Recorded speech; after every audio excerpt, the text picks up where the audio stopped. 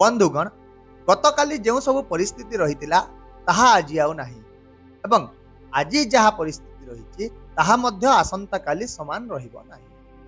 यह ही परिवर्तन शाश्वत नियम जहाँ प्रत्येक मुहूर्त रे निजकु प्रमाणित करिथाए एवं भाग्यर मध्य एक सुंदर वैशिष्ट्य हेउछि जे यह अनिर्वार्य भाव रे शीघ्र हेउ किंबा विलंब रे हेउ निश्चित भाव रे परिवर्तन होइथाए एवं जेते बेले यह होइथाए यह आपणकर समग्र जीवन को मध्य परिवर्तन करिथाए एवं वर्तमान समय रे धनुराशि पाई सही परिवर्तनकारी समय आरंभ होई जाइछि। नमस्कार आपण मानंकु समस्तंकु आपणक निजस्व चैनल ज्योतिष दर्पण रो आउ एक नूतन कार्यक्रम को मो हृदयर सहित स्वागत करुछि। ताहेले आपणक राशि धनुर शासक ग्रह हेउचंती देवगुरु बृहस्पति जे कि नवेम्बर 11 तारीख रे वक्री अवस्था रे प्रवेश करि सारिचंती एवं 11 मार्च 2026 पर्यंत एही समान स्थिति रे से रहिबे। ज्योतिष शास्त्र कहिथाए जे गुरुंक आशीर्वाद समस्त वरदान मध्यरु सर्वश्रेष्ठ होइथाए। से जीवन को मार्गदर्शन करिथांती, दिग्दर्शन दैथांती एवं सकारात्मक परिस्थिति मध्य सृष्टि करिथांती। किंतु जेते बेले से समान बृहस्पति वक्री अवस्था रे थांती तांकर प्रयासर शक्ति 3 गुण वृद्धि पाई थाए। यार अर्थ हेउची बृहस्पति जहाँ भी यही समय रे प्रदान करती ताहा साधारण होई न थाए, से गुड़िक अत्यंत शुभ होइताए किंबा अत्यंत चैलेंजिंग मध्य होइताए। तेणु एबे धनुराशि पई यही समय किपरि रहिबो ताहा हेउची सबुठारो गुरुत्वपूर्ण प्रश्न। कारण गोटिए पटे से आपणक राशिर शासक राशिर स्वामी एवं अन्य पटे से वक्री अवस्था रे अष्टम घरे गोचर करुचंती जहाँकि परिवर्तन गभीरता बाधा एवं रहस्यर स्थान बोली विवेचना करा जाए। तेबे ही पूर्ण प्रभाव को बुझिबा पाए आमको तारीख अनुसार 2टी पर्याय रे विचार करबाको पड़िबो। प्रथम पर्यायटी हेउची नवेम्बर 11 रु डिसेम्बर 5 2025 पर्यंत एवं द्वितीयटी हेउची डिसेम्बर 5 2025 रु 11 मार्च 2026 पर्यंत। एही 2टी पर्याय रे बृहस्पति प्रथमे आपणक राशिर अष्टम घरे एवं तापरे सप्तम घरे वक्री अवस्था रे रही आपणक फलाफल प्रदान करिवे। तेबे प्रथम पर्याय रे नवेम्बर 11 रु डिसेम्बर 5 पर्यंत देवगुरु बृहस्पति आपणक अष्टम घरे वक्री होई सारिचंती। तेणु जदि आपणक जीवन रे कोनोसी एक दीर्घकालीन समस्या रहिछि जहा मोटे समाधान हेई पारु नाही, कोनोसी एक अस्पष्ट बाधा रहिछि किंबा कोनोसी एक समस्या मध्य रहिछि जहा बार बार सामना को आसुछि, तेबे वर्तमान बृहस्पतिंकर एही त्रिगुणित प्रयास एही बाधा गुडी को दूर करिबा पाए कार्य करिवो। एहा सहित अष्टम घर भितरे लुचि रहितबा आहुरी अनेक समस्या गुडी को मध्य दूर करिवार एक समय हेबो। किंतु मने रखंतु एही समय रे अष्टम घर आपणक ठारू गोटिए जिनिस दाबी करे ताहा हैला गुप्तता। तेणु एही समय रे आपण जेते नीरव रे आपणकर कार्य गुडी को करिवे, आपण जेते कम लोकंक सहित निजर योजना गुडी को शेयर करिवे, आपण सेते अधिक लाभवान हेबे।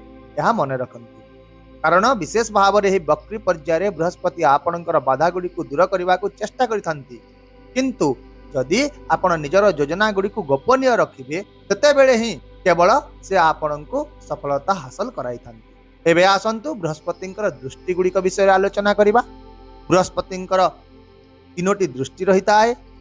तेबे अष्टम घरु बृहस्पतिंकर प्रथम दृष्टिटी द्वादश घरे पड़ुची जहाँ की विदेश काम यात्रा हॉस्पिटल एवं निवेश सहित जड़ित घर होता है। जदि आपण विदेश रे रहुचंती किंबा विदेश रे काम करूचंती बा विदेश काम रे जड़ित मध्य अछंती तेबे एही दृष्टिटी आपणक पई बहुत लाभदायक साब्यस्त होई पारे। ता सहित आपणकर खर्च गुड़िक नियंत्रण हेबो, धन संचय वृद्धि पाइब एवं नूतन निवेश गुड़िकर सुजोग मध्य सृष्टि हेबो। आउ मध्य एही समय आमदानी रप्तानी सहित जड़ित लोकंक पई विशेष अनुकूल रहिबो। सेही परि तांकर द्वितीय दृष्टिटी आपणकर द्वितीय घर अर्थात धन संचय परिवार एवं बाणीर घर उपरे पड़ुची जहा फल रे एही दृष्टिटी आपणकर आर्थिक स्थिति को मजबूत करिबो। अटकी रहितबा टंका पाइबार संभावना वृद्धि पाइबो। जे कोनोसी अटकी रहितबा पांठीर मध्य पुनरुद्धार हेई पारे एवं आपणकर कथा गुड़िक प्रभावशाली होइजी।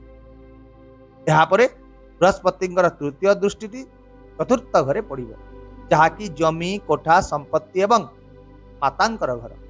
ତେଣୁ ଯଦି କୌଣସି ସମ୍ପତ୍ତି ସମ୍ବନ୍ଧୀୟ କାର୍ଯ୍ୟରେ ବାଧା ସୃଷ୍ଟି ହେଉଥିଲା, ବିବାଦ ଦେଖାଯାଉଥିଲା କିମ୍ବା କୌଣସି ଦଲିଲ ଅଟକି ରହିଥିଲା, ତେବେ ବୃହସ୍ପତିଙ୍କର ଏହି ଦୃଷ୍ଟିଟି ତୁରନ୍ତ ସେଗୁଡ଼ିକ ଆଗକୁ ବଢ଼ିବା ପାଇଁ ପଥ ପରିଷ୍କାର କରିଦେବ।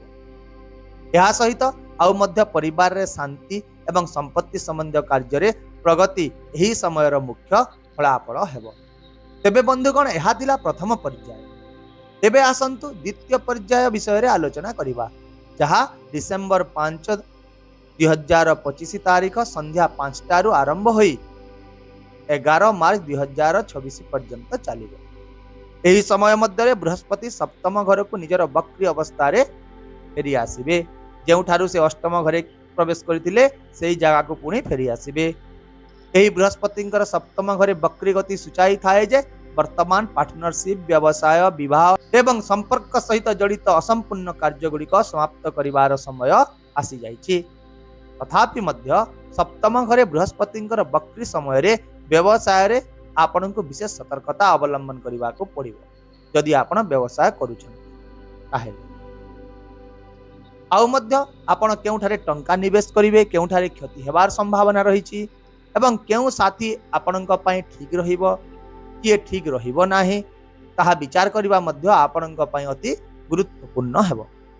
ତେଣୁ ଆପଣଙ୍କୁ ଏହି ସମୟରେ ନିଜର ବୁଦ୍ଧି, ବିବେକ, ବିଚକ୍ଷଣତା ଏସବୁର ପ୍ରୟୋଗ କରିବାକୁ ପଡ଼ିବ ଏବଂ ସମସ୍ତ କାମ ମଧ୍ୟରେ ସନ୍ତୁଳନ ବଜାୟ ରଖିବାକୁ ପଡ଼ିବ। ଏହା ବ୍ୟତୀତ ଏହି ସମୟରେ ବୃହସ୍ପତିଙ୍କର ଦୃଷ୍ଟିଗୁଡ଼ିକ ମଧ୍ୟ ପୂର୍ବ ଅପେକ୍ଷା ପରିବର୍ତ୍ତନ ହେବ ଏବଂ ତା ସହିତ ଅଧିକ ଶକ୍ତିଶାଳୀ ହୋଇଯିବ। ତେବେ ସପ୍ତମ ଘରେ ଥିବା ବୃହସ୍ପତିଙ୍କ ପ୍ରଥମ ଦୃଷ୍ଟି ଆପଣଙ୍କର ଏକାଦଶ ଘର ଉପରେ ପଡ଼ିବ, ଯାହାକି ଆପଣଙ୍କର ଲାଭ, ଆୟ ଏବଂ ନୂତନ ସୁଯୋଗର ଘର ହୋଇଥାଏ। ତେଣୁ ଏହି ସମୟ ରୋଜଗାର, ବ୍ୟବସାୟିକ ଲାଭ ଏବଂ ନୂତନ ସମ୍ଭାବନାର ବହୁତ ସମ୍ଭାବନା ଆଣିଦେବ। ଆଉ ମଧ୍ୟ ନିଜର ଜୀବନସାଥୀଙ୍କ ସହିତ ଆପଣଙ୍କର ସମ୍ପର୍କରେ ଉନ୍ନତି ହେବ। ଯଦି ଆପଣ ବିବାହ କରିବାକୁ ଇଚ୍ଛୁକ ଅଛନ୍ତି, ତେବେ ଆପଣଙ୍କ ପାଇଁ ଏହା ଏକ ବହୁତ ଅନୁକୂଳ ସମୟ ହେବ। ଆପଣଙ୍କୁ ଏକ ଉତ୍ତମ ସାଥୀ ମିଳିପାରେ। ତା ସହିତ ଏକ ନୂତନ ସଫଳ ସମ୍ପର୍କ ସୃଷ୍ଟି ହେବାର ମଧ୍ୟ ବହୁତ ସମ୍ଭାବନା ରହିଛି।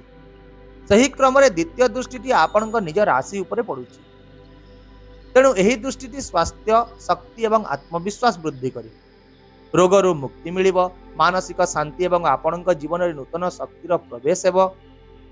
ଏସବୁ ଜିନିଷ ଏହି ଦୃଷ୍ଟିର ଫଳାଫଳ ହୋଇଥାଏ। ଏହା ସହିତ ଆପଣଙ୍କର ସଂକଳ୍ପ ଗୁଡ଼ିକ ଦୃଢ଼ ହେବ ଏବଂ ଆପଣ ନିଜର କାର୍ଯ୍ୟଗୁଡ଼ିକରେ ସଫଳତା ଦେଖିବାକୁ ପାଇବେ। ଏବେ ଜାଣିବା ବୃହସ୍ପତିଙ୍କର ତୃତୀୟ ଦୃଷ୍ଟି ବିଷୟରେ, ଯାହାକି ଆପଣଙ୍କର ତୃତୀୟ ଘର ଉପରେ ହିଁ ରହିବ, ଯାହାକି ସାନ ଭାଇ ଭଉଣୀ, ଯୋଗାଯୋଗ, କଠିନ ପରିଶ୍ରମ ଏବଂ ଯାତ୍ରାର ଘର ହୋଇଥାଏ। ତେଣୁ ଯଦି ଆପଣଙ୍କ ଜୀବନରେ ଭାଇ ଭଉଣୀଙ୍କ ସହ ଜଡ଼ିତ କିଛି ଉତ୍ତେଜନା ଚାଲିଥିଲା, ତେବେ ଆପଣ ସେଥିରୁ ଆଶ୍ୱସ୍ତି ପାଇବେ। ଏହାଛଡ଼ା ଯଦି ଆପଣ ଅନଲାଇନ୍ କାମ, ମିଡ଼ିଆ, IT, ଦୂରସଞ୍ଚାର, କ୍ରୀଡ଼ା କିମ୍ବା ଯାତ୍ରା ସହିତ ଜଡ଼ିତ ଅଛନ୍ତି, ତେବେ ମଧ୍ୟ ବୃହସ୍ପତିଙ୍କର ଏହି ଦୃଷ୍ଟିଟି ଆପଣଙ୍କୁ ଅନେକ ଗୁରୁତ୍ୱପୂର୍ଣ୍ଣ ଲାଭ ଆଣିଦେବ। ଆପଣଙ୍କର କଠିନ ପରିଶ୍ରମ ଭଲ ଫଳାଫଳ ଦେବ ଏବଂ ଆପଣଙ୍କର କାର୍ଯ୍ୟଗୁଡ଼ିକ ତ୍ୱରାନ୍ୱିତ ହେବ। ଏହା ସହିତ ମନେ ରଖନ୍ତୁ ଯେ ଦୀର୍ଘ 12 ବର୍ଷ ପରେ ଦେବଗୁରୁ ବୃହସ୍ପତି ଏହି ବକ୍ରି ଅବସ୍ଥାରେ ରହୁଛନ୍ତି ଏବଂ ସେ ତାଙ୍କର ଉଚ୍ଚ ସ୍ଥାନରୁ ଫଳ ଦେଉଛନ୍ତି, ଯାହାକି ଏକ ଦୁର୍ଲଭ ସ୍ଥିତି ହୋଇଥାଏ।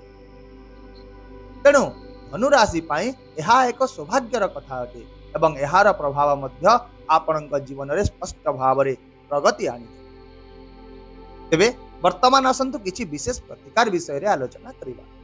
ପ୍ରଥମରେ ଆପଣ ଘରର ଉତ୍ତର ପୂର୍ବ କୋଣ କିମ୍ବା ଈଶାନ୍ୟ କୋଣ ଏହାକୁ ସଦାସର୍ବଦା ସଫା ରଖନ୍ତୁ, କାରଣ ଏହା ହେଉଛି ଗୁରୁଦେବଙ୍କର ସ୍ଥାନ ଏବଂ ଜଳତତ୍ତ୍ୱର ଦିଗ। ଏହା ସହିତ ଏଠାରେ ଏକ ପାଣି ଭର୍ତ୍ତି ପାତ୍ର ମଧ୍ୟ ରଖିବା ବହୁତ ଶୁଭ ହୋଇଥାଏ। ତା ସହିତ ଗୁରୁବାର ଦିନ ହଳଦୀ ମିଶ୍ରିତ ପାଣି ମଧ୍ୟ ଏଠାରେ ରଖିବା ଦ୍ୱାରା ଗୁରୁତତ୍ତ୍ୱ ବହୁତ ଶକ୍ତିଶାଳୀ ହୋଇଥାଏ। ଯଦି ଆପଣଙ୍କର ଗୁରୁ ଅଛନ୍ତି, ତେବେ ତାଙ୍କ ଦ୍ୱାରା ପ୍ରଦତ୍ତ ମନ୍ତ୍ର ଏହି ସମୟରେ ଜପ କରନ୍ତୁ। ନଚେତ୍ ଯଦି ଆପଣ ଗୁରୁ କରିନାହାନ୍ତି, ତେବେ ସ୍ୱୟଂ ଭଗବାନ ମହାଦେବ ହେଉଛନ୍ତି ସାରା ବ୍ରହ୍ମାଣ୍ଡର ପ୍ରଥମ ଗୁରୁ। ତେଣୁ ଓମ୍ ନମଃ ଶିବାୟ ମନ୍ତ୍ର ଜପ କରିବା ଆପଣଙ୍କ ପାଇଁ ସମସ୍ତ ଦିଗରୁ ଭଲ ରହିବ।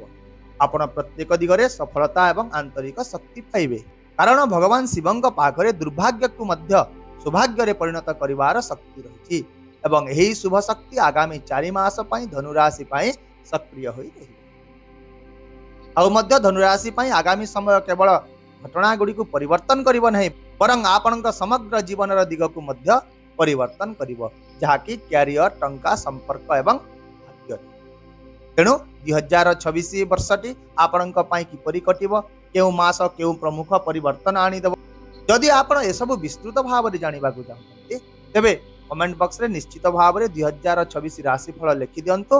मु शीघ्र ए विषय रे एक विस्तृत वीडियो आनिबी एवं परवर्ती वीडियो को मध्य आपण देखिबा को भूलंतु नाही। आशा करूची मोर एही विश्लेषण माध्यम रे आपण एही स्थिति को गभीर भाव में निश्चित बुझी पारिथिबे। जदि आपनको एही वीडियो एवं मोर बुझाइबार शैली पसंद लागिला तेबे वीडियोटी को लाइक कर दियंतु, शेयर कर दियंतु एवं चैनल को जदि प्रथम करी देखुचंती तेबे सब्सक्राइब करबा को भूलंतु नाही।